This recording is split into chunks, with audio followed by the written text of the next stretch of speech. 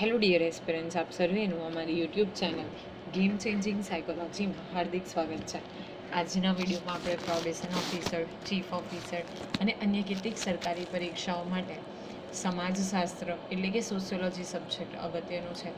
અને આપ સૌ જાણો છો એ પ્રમાણે પ્રોબેશન ઓફિસરના ડિક્લેર થયેલા સિલેબસ અકોર્ડિંગ આ સબ્જેક્ટમાંથી 33 માર્ક્સ જેટલા પ્રશ્નો પૂછાવાના છે, રાઈટ. અને એ અંતર્ગત આપણે સમાજશાસ્ત્રના એક ચેપ્ટર સમાજશાસ્ત્રીય સંશોધન પદ્ધતિઓ એ વિશે વિસ્તૃતમાં અભ્યાસ કરી રહ્યા છે.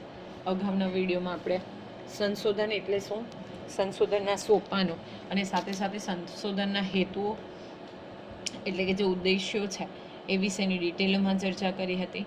જો તમે અગાઉનો વિડીયો જોયો ન હોય તો પ્લેલિસ્ટમાં જઈને એ વિડીયો પણ ચેક કરી લેશો, જેથી કરીને આજના વિડીયોમાં તમને ઇઝીલી કોન્સેપ્ટ જે છે એ ખબર પડે. હવે આજના વિડીયોમાં આપણે સમાજશાસ્ત્રની સંશોધન પદ્ધતિઓ વિશે ડિટેલમાં ડિસ્કશન કરવાના છે. અને એ અંતર્ગત સૌપ્રથમ જે પદ્ધતિ છે એ છે સર્વેક્ષણ પદ્ધતિ. તો બેઝિકલી સર્વેક્ષણ પદ્ધતિ શું છે એ વિશે આપણે ડિટેલમાં ચર્ચા કરીએ. સમાજશાસ્ત્રમાં માહિતી એકત્રીકરણની પદ્ધતિ તરીકે અતિ પ્રચલિત અને વ્યાપક ઉપયોગમાં લેવામાં આવતી પદ્ધતિ એટલે કે સર્વેક્ષણ. તો ખૂબ અગત્યનું છે, તમને વન લાઇનર તરીકે પણ પૂછાઈ શકે કે માહિતી એકત્રીકરણની કોઈ સૌથી પ્રચલિત એટલે કે સૌથી ફેમસ અને સૌથી વ્યાપક પ્રમાણમાં ઉપયોગમાં લેવાતી હોય એટલે કે સૌથી વધુ ઉપયોગમાં લેવાતી હોય એવી પદ્ધતિ એટલે કઈ, તો સર્વેક્ષણ પદ્ધતિ, રાઈટ. તમને વન લાઇનર તરીકે પૂછાઈ શકે, યાદ રાખવાનું છે. માત્ર સામાજિક સંશોધનમાં જ નહીં પરંતુ સરકારી અને બિનસરકારી જેવા અનેક ક્ષેત્રોમાં અનેકવિધ હેતુઓ માટે સર્વેક્ષણનો ઉપયોગ થાય છે. ઓકે, એટલે આ જે સર્વેક્ષણ પદ્ધતિ છે એનો ઉપયોગ ફક્ત ને ફક્ત સંશોધન કરવા માટે એટલે કે રિસર્ચ કરવા માટે જ નથી થતો, પરંતુ તેનો ઉપયોગ સરકારી અને બિનસરકારી જેવા ક્ષેત્રમાં પણ વિવિધ જે હેતુઓ છે, એમ્સ છે, એની પૂર્તિ માટે કરવામાં આવે છે.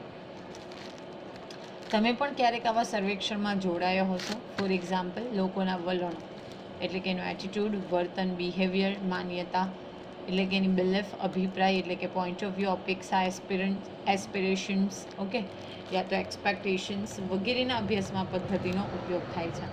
તો બેઝિકલી જ્યારે લોકોના વલણ જાણવા છે, એના વર્તનનો અભ્યાસ કરવો છે, એમની માન્યતા, એમના અભિપ્રાય, એમની આકાંક્ષાઓ, એમના હેતુઓ, આ બધી વસ્તુઓનો જ્યારે અભ્યાસ કરવાનો હોય ત્યારે આ સર્વેક્ષણ પદ્ધતિનો ઉપયોગ કરવામાં આવે છે. ટૂંકમાં માહિતી એકત્રીકરણની અતિ લોકપ્રિય પદ્ધતિ એટલે સર્વેક્ષણ પદ્ધતિ. તો અગત્યનું છે કે માહિતી એકત્રીકરણની સૌથી લોકપ્રિય અથવા તો પ્રસિદ્ધ થયેલી પદ્ધતિ આપણે અહીંયા જોયું કે અતિ પ્રચલિત અને વ્યાપક પ્રમાણમાં અને લોકપ્રિય એટલે કઈ પદ્ધતિ, તો સર્વેક્ષણ પદ્ધતિ. સર્વેક્ષણનો પ્રારંભ સૈદ્ધાંતિક કે વ્યવહારલક્ષી સંશોધન પ્રશ્નથી થાય છે અને તેના માપન તથા માહિતીના વિશ્લેષણ સાથે તે પૂર્ણ થાય છે. તો પ્રારંભ કેવી રીતે થાય છે, તો વ્યવહારલક્ષી સંશોધન પ્રશ્ન, that is very common question, અને એનું માપન અને જે માહિતીનું વિશ્લેષણ છે એની સાથે આ પદ્ધતિનો જે આપણે એનાલિસિસ કરીએ છીએ અથવા તો બાયફગેશન કરીએ છીએ, માહિતી મેળવીએ છીએ, તો એને આધારે વિશ્લેષણ એનાલિસિસના આધારે સર્વે જે છે પૂરો થાય છે. સર્વેક્ષણ પદ્ધતિમાં માહિતી એકત્રકરણ માટે બે પ્રયુક્તિનો ઉપયોગ થાય છે, બે મેથડ્સનો ઉપયોગ થાય છે. એક છે મુલાકાત પદ્ધતિ અને એક છે ક્વેશ્ચનરી એટલે કે પ્રશ્નાવલી પ્રયુક્તિ. તો આ પણ યાદ રાખવાનું છે કે સર્વેક્ષણ પદ્ધતિમાં માહિતીનું એકત્રીકરણ કરવા માટે કઈ બે પ્રયુક્તિનો ઉપયોગ થાય છે, તો મુલાકાત પદ્ધતિ અને પ્રશ્નાવલી પ્રયુક્તિનો ઉપયોગ થાય છે. મોટાભાગના સંશોધન પ્રશ્નો માટે સમષ્ટિમાંથી એટલે કે કોઈ ગ્રુપમાંથી કે સમષ્ટિના ભાગમાંથી પ્રશ્નાવલી કે મુલાકાત અનુસૂચિનો ઉપયોગ કરી માહિતી એકત્ર કરવાની જરૂરિયાત ઊભી થાય છે. હવે કોઈક આપણે સેમ્પલ એરિયા જે નક્કી કર્યો છે એમાંથી ક્યાં તો પ્રશ્નાવલી એટલે કે ક્વેશ્ચનરી ઓરેલ્સ મુલાકાત પદ્ધતિ એટલે કે ઇન્ટરવ્યૂ મેથડનો ઉપયોગ કરી અને આપણે માહિતી એકત્ર કરી શકીએ છીએ. માહિતી એકત્ર કરતા આવા અભ્યાસોને સામાન્ય રીતે સર્વેક્ષણ કહેવામાં આવે છે. તો તમને પૂછાઈ શકે કે સર્વેક્ષણ એટલે શું, તો માહિતી એકત્રિત કરતા જે અભ્યાસ છે તો એને આપણે સર્વેક્ષણ તરીકે ઓળખીએ છીએ. ટૂંકમાં સમાજ જીવનને લગતી માહિતી એકત્ર કરી તેનું વર્ણન કરવાની વૈજ્ઞાનિક પદ્ધતિને આપણે સર્વેક્ષણ તરીકે ઉપયોગમાં લઈએ છીએ અથવા તો કહીએ છીએ, તો આ વધારે ગ્રાહ્ય ડેફિનેશન છે કે સમાજ જીવનને લગતી માહિતીને એકત્ર કરી અને તેનું વર્ણન કરવાની જે વૈજ્ઞાનિક પદ્ધતિ છે તો એને આપણે સર્વેક્ષણના નામે ઓળખીએ છીએ. હવે સર્વેક્ષણના વિભાગની આપણે ડિસ્કશન કરીએ તો સમષ્ટિ સર્વેક્ષણ એટલે કે સેન્સસ સર્વેક્ષણ અને બીજું છે નિર્દેશ સર્વેક્ષણ એટલે કે સેમ્પલ સર્વેક્ષણ. સર્વેક્ષણ એમાં પણ સમષ્ટિ સર્વેક્ષણ એટલે શું? તો અભ્યાસ પ્રશ્નને લગતી માહિતી સમગ્ર વસ્તી કે સમષ્ટિમાંથી એકત્ર કરવામાં આવે છે. હવે આપણો જે પ્રશ્ન છે અભ્યાસનો જે ટોપિક છે એને લગતી માહિતી જે છે એ સમગ્ર વસ્તીમાંથી બેઝિકલી શું કરવામાં આવે છે? એકત્રિત કરવામાં આવે તો એને આપણે સમષ્ટિ એટલે કે સેન્સસ સર્વેક્ષણ તરીકે ઓળખીએ છીએ. નંબર સેકન્ડ નિદર્શ સર્વેક્ષણ એટલે કે સેમ્પલ સર્વેક્ષણ. તો જે અભ્યાસો વસ્તી કે સમષ્ટિના પ્રતિનિધિત્વ ધરાવતા ભાગ કે નમૂનાને લગતા હોય તે. ઓકે, તો વસ્તી અને સમષ્ટિના પ્રતિનિધિત્વ કરતા એટલે કે રેન્ડમલી આપણે જે સિલેક્શન કર્યા હોય તો એને આપણે નિદર્શ સર્વેક્ષણ તરીકે ઓળખીએ છીએ. હવે સામાજિક સર્વેક્ષણના હેતુઓની વાત કરીએ તો ધેર આર 2 એમ્સ. એક છે વર્ણનાત્મક હેતુ અને બીજો છે સૈદ્ધાંતિક હેતુ. તો સૌપ્રથમ આપણે વાત કરીએ વર્ણનાત્મક હેતુની. તો વર્ણનાત્મક હેતુથી હાથ ધરાયેલા સર્વેક્ષણ ઉપયોગિતાના પાયા પર રચાયેલા હોય છે. તો અગત્યનું છે કે આપણે કઈ રીતે સર્વેક્ષણની ઉપયોગિતા કરવાના છીએ તો એને આધારે એનો આધાર લઈને બેઝિકલી એ હેતુથી હાથ ધરાયેલું હોય છે. આવા સર્વેક્ષણનું ધ્યેય સમાજ જીવનના કોઈને કોઈ પાસાને સ્પર્શતી માહિતી એકત્ર કરી તેના વર્ણનનો હોય છે. તો આપણે જ્યારે વર્ણનાત્મક હેતુની વાત કરીએ તો એનો હેતુ શું હોય છે કે સમાજ જીવનના કોઈ એક પાસાને કોઈ એક ડાયમેન્શનને લગતી સંપૂર્ણ માહિતી જે છે એને એકત્રિત કરી અને એનું વર્ણન કરવું એ બેઝિકલી આનો મુખ્ય હેતુ છે. આ સર્વેક્ષણને વર્ણનાત્મક સર્વેક્ષણ કહેવામાં આવે છે. આ સર્વેક્ષણમાં માહિતીના વર્ણન પાછળનો મુખ્ય ધ્યેય સમાજ કલ્યાણ માટે રચનાત્મક કાર્યક્રમ રજૂ કરવા કે તેને આધારે પગલાં લેવાનો હોય છે. શા માટે વર્ણનાત્મક સંશોધન જે છે અથવા તો સર્વેક્ષણ છે કરવામાં આવે છે? તો સમાજનું કલ્યાણ, વેલફેર ઓફ સોસાયટી માટે રચનાત્મક કાર્યક્રમ કેવી રીતે તમે રજૂ કરી શકો? જ્યારે તમે વેલફેરની વાતો કરો છો કે સમાજ કલ્યાણની વાત કરીએ છીએ તો એના આધારે આપણે કયા કાર્યક્રમ ઇન્ટ્રોડ્યુસ કરી શકીએ જેને આધારે આપણે શું કરી શકીએ? જે પ્રશ્ન છે તો એનું સમાધાન કરી શકીએ. તો એને આપણે વર્ણનાત્મક હેતુ અથવા તો એને આપણે બેઝિકલી મેઇન એમ તરીકે ઓળખી શકીએ. નેક્સ્ટ છે સૈદ્ધાંતિક હેતુ. તો સૈદ્ધાંતિક હેતુથી હાથ ધરવામાં આવેલા સર્વેક્ષણનો હેતુ હકીકતોની સમજૂતી કે સ્પષ્ટીકરણનો હોય છે. Okay, word itself will give you કે આપણે કોઈક એક સિદ્ધાંત પ્રિન્સિપલને આધારે ફોલો કરીએ છીએ તો હકીકતોની સમજૂતી. ઓકે, એટલે કે જે હકીકત છે એની સમજૂતી અને સાથે સાથે સ્પષ્ટીકરણ. ઓકે, એટલે એનું વેરિફિકેશન કરવાનો અથવા તો એ વિશેનું ઇન્ટરપ્રિટેશન કરવાનો મુખ્ય હેતુ છે. આવા સર્વેક્ષણમાં સામાજિક સિદ્ધાંતો દ્વારા સૂચિત થતી ઉત્કલ્પનાને ચકાસવામાં આવતી હોય છે અને ઘટનાઓ ઉપર જુદા જુદા પરિબળોની અસરને તપાસવામાં આવે છે. તો શું છે કે ઘટના ઉપર કયા પરિબળો અસર કરે છે, કેવી રીતે અસર કરે છે અને તેની અસર શું થાય છે તો એને તપાસવામાં આવે છે અને ચેક કરવામાં આવે છે. આવા સર્વેક્ષણને વિશ્લેષણાત્મક સર્વેક્ષણ કહેવામાં આવે છે. તો જે આપણે ઉત્કલ્પનાઓ રચી છે એટલે કે જે આપણે હાઇપોથેસિસની રચના કરી છે જે આપણે અગાઉના વિડીયોમાં જોયું હતું. ઓકે, તો એને હાઇપોથેસિસ છે તો એ હાઇપોથેસિસ કેટલે અંશે પ્રૂફ થઈ છે, એક્સેપ્ટ થઈ છે તો એની આપણે શું કરીએ છીએ? અહીંયા ચકાસણી કરીએ છીએ. સામાજિક સર્વેક્ષણમાં વૈજ્ઞાનિક સંશોધનના સોપાનો મુજબ સમાજ જીવનને લગતી માહિતી એકત્ર કરવામાં આવે છે. તો અહીંયા પણ શું છે કે સમાજ જીવનને લગતી એટલે કે જે સોશિયલ લાઈફ છે ઓકે એને લગતી જે માહિતી છે એ એકત્રિત કરવામાં આવે છે, કલેક્ટ કરવામાં આવે છે. હવે સૌપ્રથમ આપણે જોઈએ મુલાકાત પ્રયુક્તિ એટલે કે જે ઇન્ટરવ્યૂ મેથડ છે એ. તો સામાજિક સંશોધનમાં માહિતી એકત્ર કરવાની એક પ્રયુક્તિ એટલે કે મુલાકાત પ્રયુક્તિ.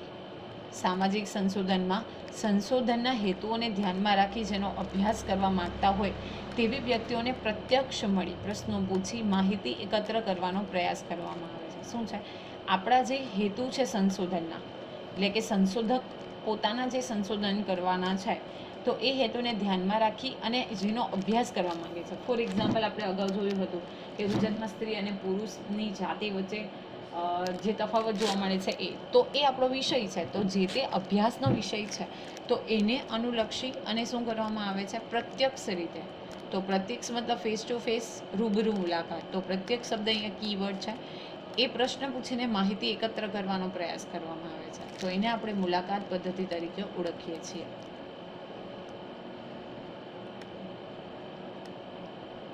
એટલે કે સંશોધક દ્વારા ઉત્તરદાતાને રૂબરૂ મળી, વાતચીત કરી, પ્રશ્નો પૂછી માહિતી એકત્ર કરવાની પ્રવૃત્તિ એટલે મુલાકાત પદ્ધતિ. શું છે? સંશોધક જે છે એ રૂબરૂ મુલાકાત કરશે, રૂબરૂ મળશે ઉત્તરદાતાને, એટલે કે જેને તમારે પ્રશ્ન પૂછવાના છે, તો એ વ્યક્તિને વાતચીત કરશે, પ્રશ્ન પૂછશે અને પછી માહિતી એકત્ર કરવાની પ્રવૃત્તિ જે છે, તો એને આપણે મુલાકાત પદ્ધતિ તરીકે ઓળખીએ છીએ. મુલાકાતમાં બે પક્ષો હોય છે, એક મુલાકાત લેનાર એટલે કે સંશોધક અને બીજો મુલાકાત આપનાર એટલે કે માહિતીદાતા કે ઉત્તરદાતા.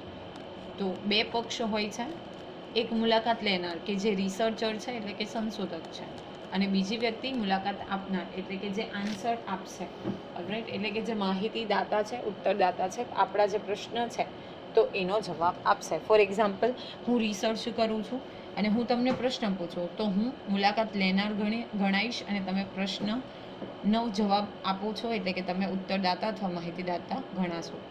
મુલાકાતમાં સંશોધક પોતાના સંશોધન પ્રશ્ન કે સમસ્યાના સંદર્ભે ઉત્તરદાતાને વ્યક્તિગત રીતે રૂબરૂ મળે છે. તો મેં તમને કીધું એ પ્રમાણે કે રૂબરૂ અગત્યનો શબ્દ છે, મતલબ કીવર્ડ છે. શું કરશે? જે તે સમસ્યા એટલે કે વિષયની પસંદગી થઈ છે એના સંદર્ભે ઉત્તરદાતાને એટલે કે જે મુલાકાત આપનાર છે, જેની તમે મુલાકાત લેવાનો છો, એની સાથે વ્યક્તિગત મુલાકાત કરવામાં આવશે. તેને પ્રશ્નો પૂછીને તેના અભ્યાસ અનુસંધાને માહિતી એકત્ર કરે છે. ઓકે, અને પ્રશ્ન પૂછવામાં આવે છે અને એ અનુસાર માહિતી છે તેનું એકત્રીકરણ કરવામાં આવે છે. અર્થમાં મુલાકાત એટલે સંશોધક અને માહિતીદાતા વચ્ચેની મોઢામોઢની શાબ્દિક આપલેની પ્રક્રિયા. તો ડેફિનેશન છે કે મુલાકાત એટલે શું? તો સંશોધક અને માહિતીદાતા અથવા તો ઉત્તરદાતા એના વચ્ચેની મોઢામોઢની એટલે કે જ્યારે રૂબરૂ ફેસ ટુ ફેસ આપણે શાબ્દિક આપલે કરીએ છીએ, શબ્દોની આપલે થાય છે, તો એની પ્રક્રિયા એટલે કે બેઝિકલી મુલાકાત. આ મુલાકાતને બે વ્યક્તિ વચ્ચેની આંતરક્રિયા પણ દર્શાવી શકાય. ઓકે, બે વ્યક્તિઓ વચ્ચે જે આંતરક્રિયા કરવામાં આવે છે, એક્શન રિએક્શન થાય છે અને શબ્દોની આપલે થાય છે, તો એને આપણે મુલાકાત પદ્ધતિ તરીકે ઓળખીએ છીએ. મુલાકાતમાં સંશોધક બે રીતના ઉપયોગથી માહિતી મેળવે છે. એકમાં એ મુલાકાત અનુસૂચિ અને બીજી મુલાકાત માર્ગદર્શિકા. તો આ પણ અગત્યનું છે કે બે રીતના ઉપયોગથી માહિતી મેળવે. એક મુલાકાતની અનુસૂચિ અને નેક્સ્ટ છે મુલાકાતની માર્ગદર્શિકા. તો વોટ ઇઝ મુલાકાત અનુસૂચિ? તો સંશોધન પ્રશ્નના અનુસંધાનમાં પ્રશ્નોની બનેલી વિગતવાર યાદી એટલે કે મુલાકાત અનુસૂચિ. જે પ્રશ્ન છે એ ક્રમબદ્ધ લખાયેલા છે. ઓકે, જે પ્રશ્ન પૂછવાની રીત છે અથવા તો પ્રશ્ન પૂછવાનો ક્રમ છે એ પણ વ્યવસ્થિત હોય છે. સૌપ્રથમ તમે કોઈ પ્રશ્ન પૂછશો, 5 પ્રશ્ન પૂછે અને પછી તમે પૂછો કે તમારું નામ શું, તમારી લાયકાત શું છે, એટલે કે ક્વોલિફિકેશન શું છે, તો that is not the proper way. તો અહીંયા પ્રશ્નોની બનેલી વિગતવાર યાદી કે જે સંશોધન પ્રશ્નના અનુસંધાનમાં છે, તમારો વિષય કયો છે એના અનુસંધાને જે યાદી બનેલી છે. તમે કદાચ ક્વેશ્ચનરી જોઈ હશે તો યુ કમ ટુ નો કે ધીરે ધીરે જે લેવલ છે ઇન્ક્રીઝ થતું જાય છે. મુલાકાત અનુસૂચિ એ સંશોધન સમસ્યાના સંદર્ભે પહેલેથી ઘડાયેલા ક્રમબદ્ધ પ્રશ્નોનું બનેલું પત્રક છે.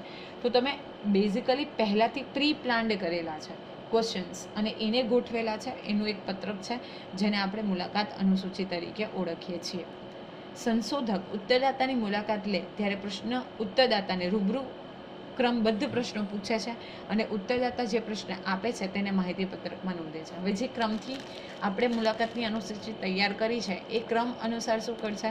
રૂબરૂ જઈને ફેસ ટુ ફેસ ક્રમબદ્ધ પ્રશ્નો પૂછશે અને જે ઉત્તરદાતા છે તો એ જે પ્રમાણેના આન્સર્સ આપશે એ આન્સરનો રેકોર્ડ ક્યાં કરશે? તો માહિતી પત્રકમાં કરશે. નેક્સ્ટ છે મુલાકાત માર્ગદર્શિકા. સો ડેનિસ અને સ્ટીફનના મતે મુલાકાત માર્ગદર્શિકા એ જોઈતી માહિતીના પ્રકારની રૂપરેખા સૂચવતી માર્ગદર્શિકા છે, જે નિશ્ચિત પ્રશ્નોની બનેલી નથી, પરંતુ કઈ કઈ વિગતોને લગતી માહિતીની જરૂર છે તે વિગતો દર્શાવતી યાદી છે. જે યાદી ધ્યાનમાં રાખીને મુલાકાત લેનાર માહિતીદાતાને પ્રશ્નો પૂછે છે અને જોઈતી માહિતી એકત્ર કરે છે. તો શું છે? એક રૂપરેખા સૂચવે છે, આઉટલાઇન્સ છે. ઓકે, એ પ્રમાણેનું માર્ગદર્શક સૂચવતી એટલે કે ગાઈડલાઇન્સ છે. નિશ્ચિત પ્રશ્નો એમાં નથી હોતા, પરંતુ કઈ કઈ માહિતીની કઈ કઈ વિગતોની જરૂર છે તો એ વિગતો દર્શાવતી યાદી છે. ઓકે, ફોર એક્ઝામ્પલ કે આપણે જોયું કે મેલ અને ફિમેલ વચ્ચેનું, તો એ અંગેના પ્રશ્નો દર્શાવતી યાદી હશે. અને એ યાદી જે છે એને ધ્યાનમાં રાખી અને જે મુલાકાત લેનાર એટલે કે રિસર્ચર છે અથવા તો સંશોધક છે એ ઉત્તરદાતાને માહિતીદાતાને પ્રશ્ન પૂછે છે અને એને જે માહિતીની જરૂર છે એ માહિતી વિશે પ્રશ્ન પૂછી અને પછી એ માહિતીનું શું કરે છે, એકત્રીકરણ કરે છે. તો આશા રાખું છું કે આજના વિડીયોમાં આપણે બેઝિકલી સંશોધન પદ્ધતિ એમાં સર્વેક્ષણ પદ્ધતિની વાત કરી, સાથે સાથે સર્વેક્ષણના વિભાગ એટલે કે સમષ્ટિ સર્વેક્ષણ, ધેટ ઇઝ સેન્સસ સર્વેક્ષણ, અને નિદર્શ એટલે કે સેમ્પલ સર્વેક્ષણ અંગે વાત કરી, સાથે સાથે એના હેતુ અને મુલાકાત પદ્ધતિ અને એ અંગેની જે બે માહિતી રીતની જે વાત કરી, મુલાકાત અનુસૂચિ અને મુલાકાત માર્ગદર્શિકા, તો એ વિશે તમને સમજ પડી હશે. અને વિડીયો પસંદ પડે તો વિડીયોને લાઇક કરી અને શેર કરવાનું ભૂલશો નહીં. અને આવા જ અવનવા વિડીયોની અપડેટ્સ મેળવવા માટે even you can subscribe our YouTube channel game changing psychology. Thank you for watching the video. Have a nice day.